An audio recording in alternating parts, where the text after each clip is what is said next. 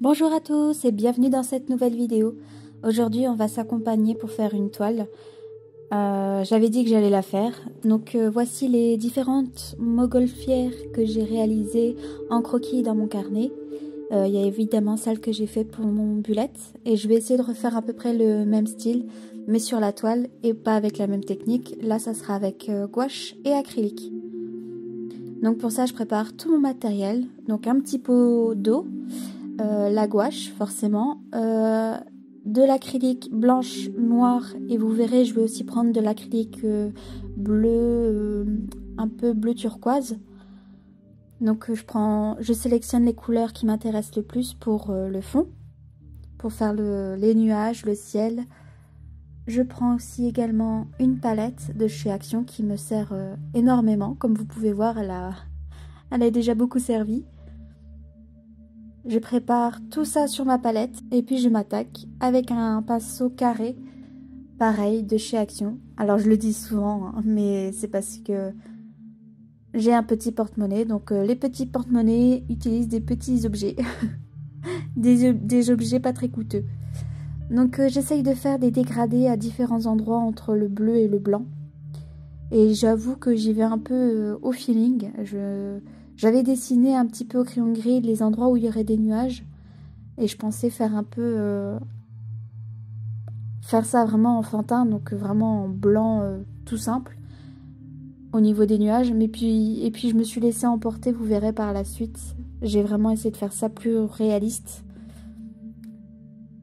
Donc je prends juste un bleu et un orange. Et après je le dégrade avec le blanc. Et j'essaye après très légèrement de mélanger le orange et le bleu.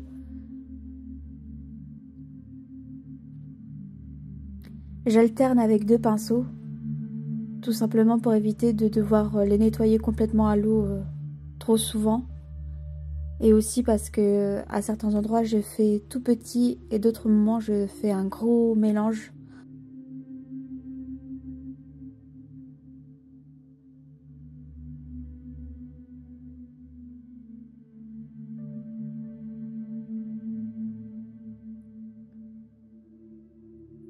Comme vous pouvez comprendre, du coup, le orange c'est de la gouache et le bleu c'est de l'acrylique, mais ça ne change absolument rien. Surtout que je mélange du coup le orange avec du blanc, donc ça devient presque de l'acrylique également. C'est deux techniques qui s'accordent parfaitement bien, sans problème. Elles se mélangent sans souci. Je vais rajouter un petit peu de bleu marine pour donner un peu plus de profondeur à ma toile. Et pareil, des fois je fais un petit peu de dégradé avec un peu de blanc. Je viens, bien évidemment, le bleu marine, je le rajoute au niveau du bleu. Je ne vais pas du tout en mettre au niveau du orange.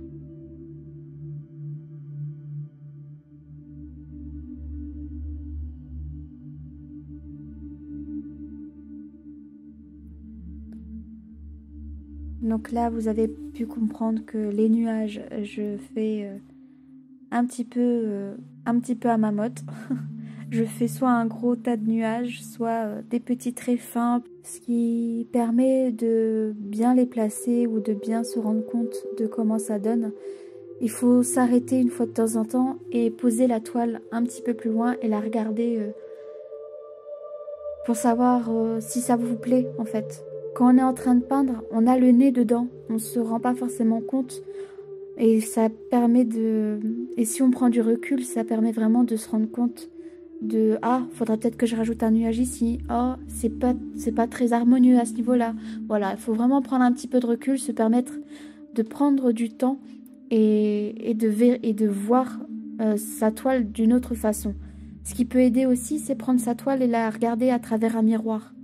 Dans le reflet du miroir, tout est inversé et ça permet aussi de se rendre compte d'une autre façon, qu'il faut changer tel ou tel endroit ou qu'il y a quelque chose qui ne va pas au niveau de la forme ou de l'harmonie des couleurs. Voilà, c'est quelques petites astuces qui permettent de se rendre compte de ce qu'on fait. Surtout quand, comme moi, vous y allez un peu à l'instinct et que vous n'avez pas vraiment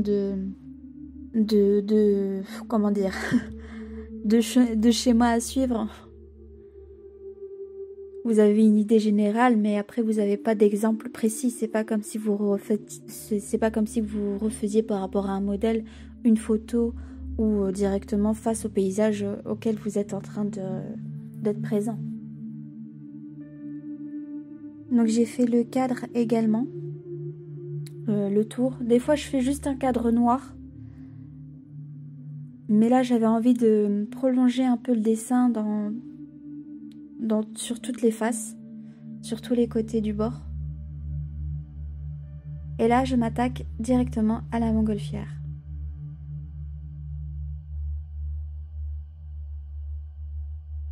J'avais pas encore prévu les couleurs que j'allais utiliser au niveau de ma montgolfière, mais je voulais quelque chose d'assez frais et de lumineux. Donc je me suis dit que du jaune ce serait sympa. Et en même temps que j'étais en train de peindre le jaune, je réfléchissais aux deux couleurs qui allaient aller encercler ce jaune. Donc je réfléchissais au vert, au rouge, en sachant que le drapeau il serait rouge, au-dessus de ma montgolfière elle serait rouge. Donc je suis partie sur un bleu marine assez intense.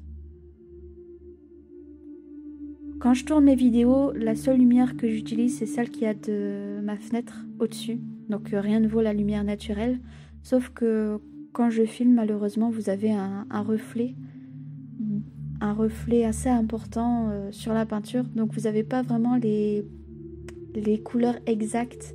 Elles sont légèrement blanchies. Et justement, on peut le voir que ça fait un peu effet miroir quand c'est mouillé encore. Donc je vais travailler là-dessus prochainement. Je vais essayer de m'acheter une lampe ronde qui se fait beaucoup pour les youtubeuses beauté, mais je me dis que pour peindre ce serait bien également, et je verrai si ça fait un reflet également ou pas. Donc j'ai fait deux petits ballons, un bleu et un rouge,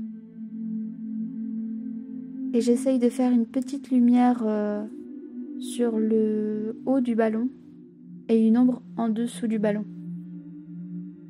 Alors ça correspond pas du tout à l'idée générale que la lumière serait derrière la montgolfière, mais des fois je triche beaucoup là où doit se refléter la lumière. Généralement je ne respecte pas ce code-là, donc je suis pas vraiment l'exemple à suivre à ce niveau-là, mais comme je trouve que ça fonctionne et que si on n'y réfléchit pas trop, on s'en rend pas spécialement compte, donc je pense que ça va encore.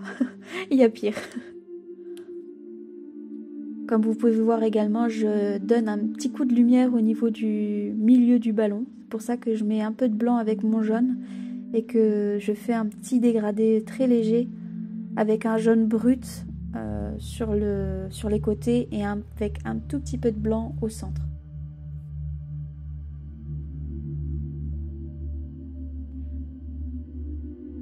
Je crois que j'ai mis plus d'1 heure à faire cette toile. Mais honnêtement, quand on est dedans, je l'ai fait d'une traite, hein, je me suis pas arrêtée entre temps. Et quand on est en train de le faire, on se rend pas compte du temps qui passe. Je mets une petite musique et puis hop, c'est parti.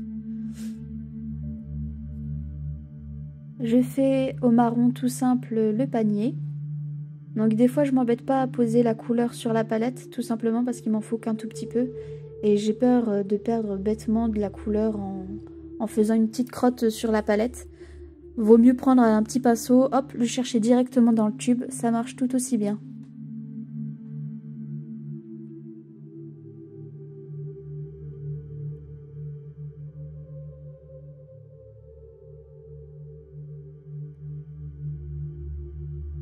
Je mélange de l'ocre et du marron pour faire des détails un peu plus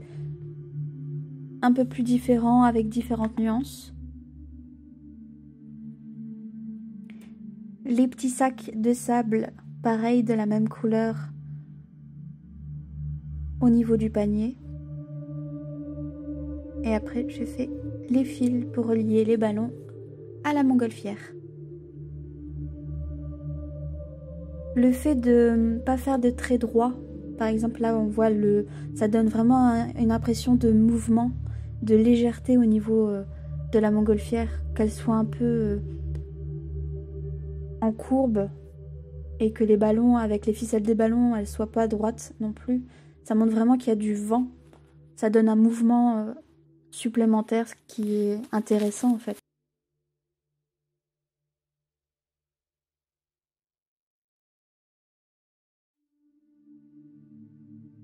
Alors pareil, je fais aussi un dégradé sur les côtés. Donc je mets du blanc. Et comme mon bleu n'est pas encore sec, ça me permet de faire un petit mélange. Malheureusement, vous ne le voyez pas très bien à la caméra parce que, comme je vous disais, il y a le reflet. Mais c'est ce que je suis en train de faire, si jamais vous vous posiez la question. Je fais comme si que le panier était en osier. Du coup, j'essaye de faire des tresses un peu plus claires que le marron que j'ai utilisé, pour donner un peu de texture au panier.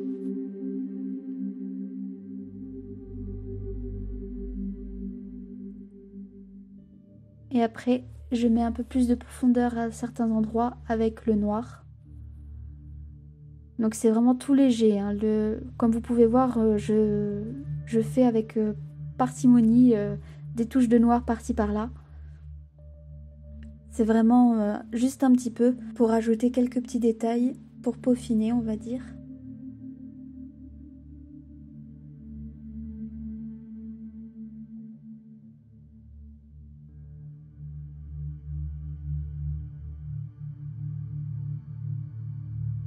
L'avantage de l'acrylique, c'est que ça sèche très vite. Donc si on souhaite le travailler pendant un sacré moment, bon, ça peut être un peu compliqué, mais si c'est comme moi où on veut voilà, faire une toile en quelques minutes, c'est vraiment sympa. J'essaye de faire comme si que la lumière tapait sur les côtés de la montgolfière. C'est pour ça que je rajoute du blanc. Et j'essaye de rajouter un petit peu de orange et du jaune, pour vraiment faire comme si que le soleil était juste derrière la montgolfière et qu'elle tapait derrière et qu'elle donnait un petit coup d'éclat.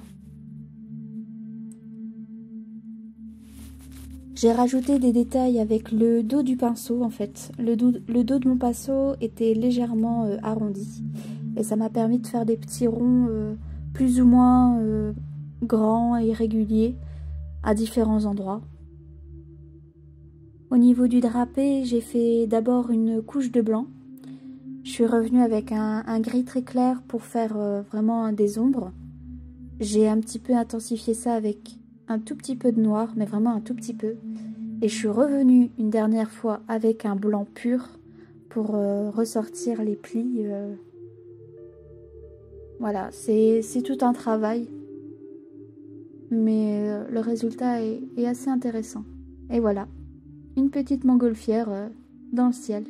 Je ne le montre pas dans la vidéo, mais juste après, j'ai rajouté des petits oiseaux pour donner une idée des proportions ou une idée de profondeur pour se dire que les oiseaux sont loin derrière.